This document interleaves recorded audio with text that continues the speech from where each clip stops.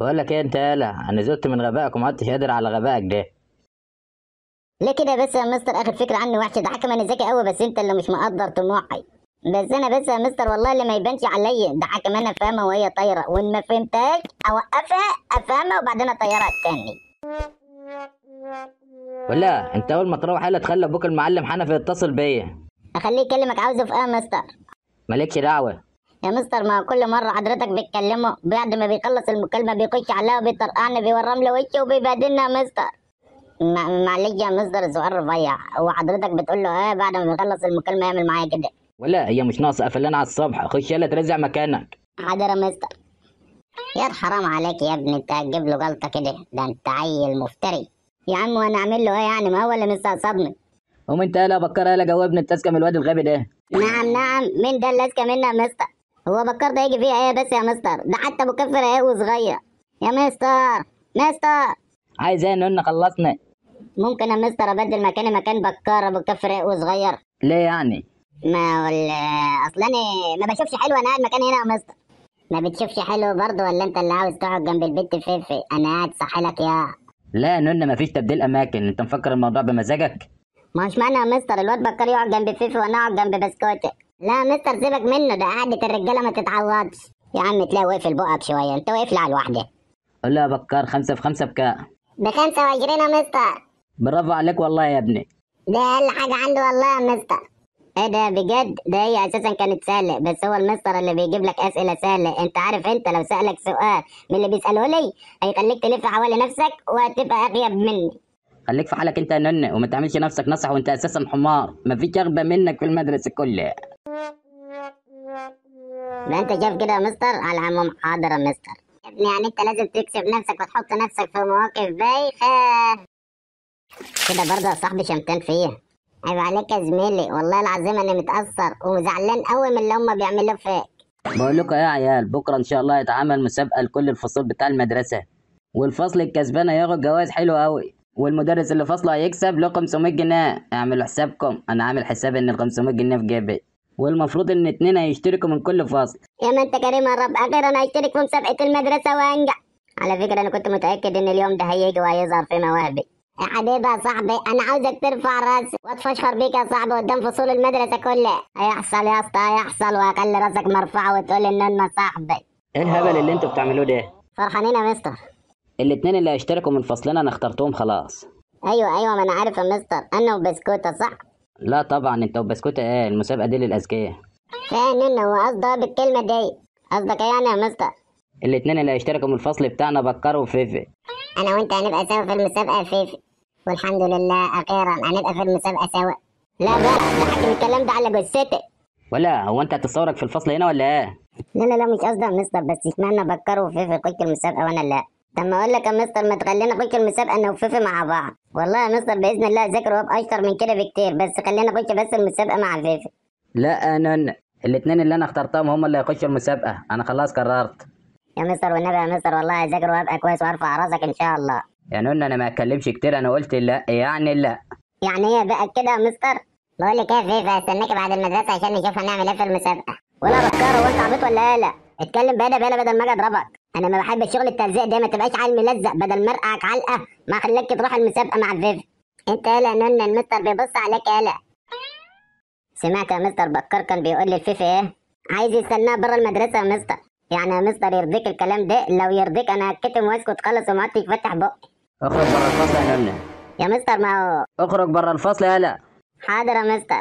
ما انا قلت لك انت عيل مهزأ ولازم تهزأ نفسك.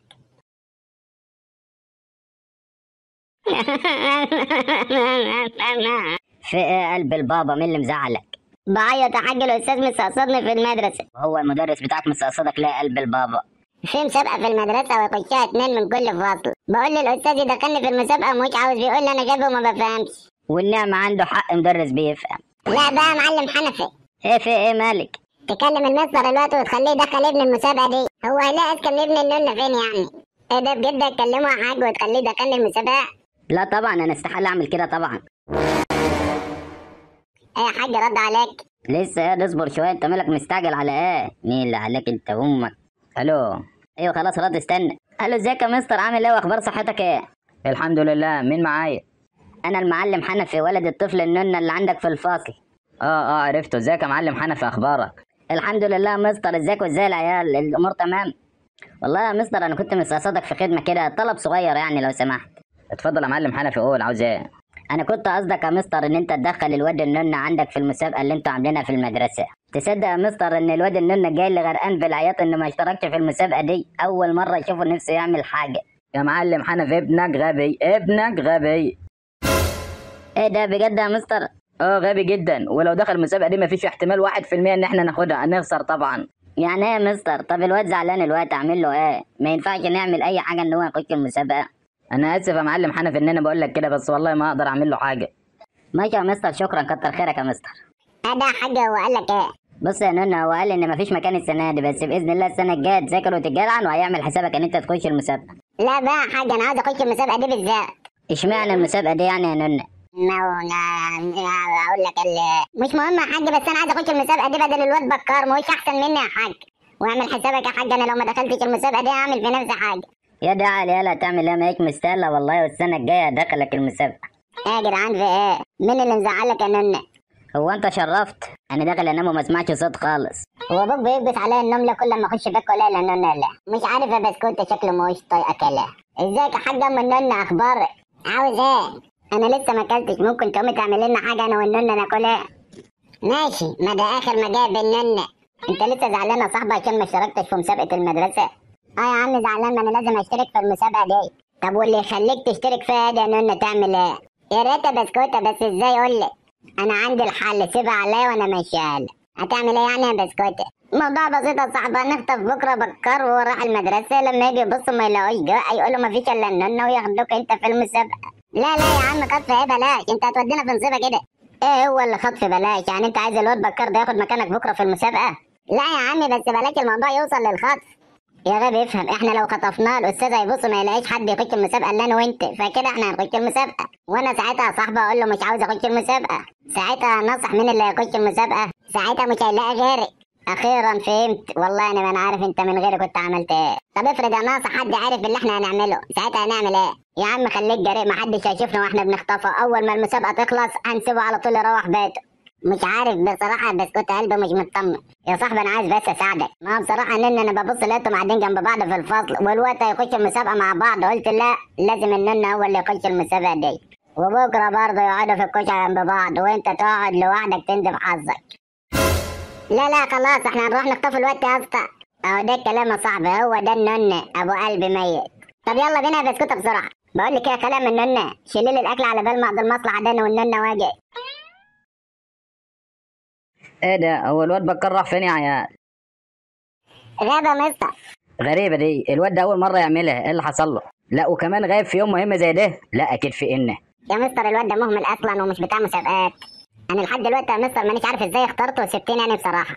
يعني بالذمه يا بني ادمين، حد يبقى قدامه النونة ويختار بكار في مسابقه مهمه زي دي؟ يا مستر بعون الله، انا الوحيد اللي في الفصل ده اللي اقدر اكسبكم المسابقه دي يا مستر. يعني انا كده ما قداميش الا الغبي ده؟ طب بص بقى يا نونة، ومن الاخر هتدخل المسابقه مع فيفي، بس انت هتسكت خالص وهي اللي هتجاوب على كل الاسئله. حاضر يا مستر، اللي تشوفه انت تؤمر يا مستر، بس خلي بالك يا اسطى، انت كده هتخسر كتير قوي، ده انا عندي مواهب جباره يا مستر. يا اسطى شكلي هندم على اللي انا عملته ده. الله يخرب بيتك، انت عيل غبي، مش المستر قال لك ما تتكلمش وانا اللي هجاوب؟ وانا اعمل ايه يعني؟ ما هو اللي سابق وفضل يسال فيا، انا اعمل له ايه؟ هيا عيال، عملتوا ايه؟ طمنوني، عملتوا ايه في المسابقه؟ سيتنا يا مستر. ادي ما جاوبتوش على حاجه خالص؟ والله يا مستر النونة هو اللي كان بيجاوب على الاسئله بسرعه، وكان بيجاوب على كل الاسئله غلط. يا بنت ما تسخنهوش يا بنت، ما انت شايفاه بيبص لي ازاي؟ يا مستر مش مهم ان احنا ننجح او نسقط، المهم ان احنا حاولنا. والمدير عاوز حضرتك جوه بسرعه على فكره. ليه؟ تقريبا كده يا مستر المدير هيديك جزء بسبب اللي الواد ده عمله جوه. يخرب بيتك، عيل هترفدني من المدرسه، طول عمري اقول عليك عيل غبي، حرام عليك. خلي بالك المستر لما يرجع ينفخك. لا بس خليكي فاكره يا فيفي ان انا جاوبت اكتر منك. يلا بقى بني ادمين، لو عجبكم الفيديو ادعمونا باللايك والاشتراك. اخوكم النونة.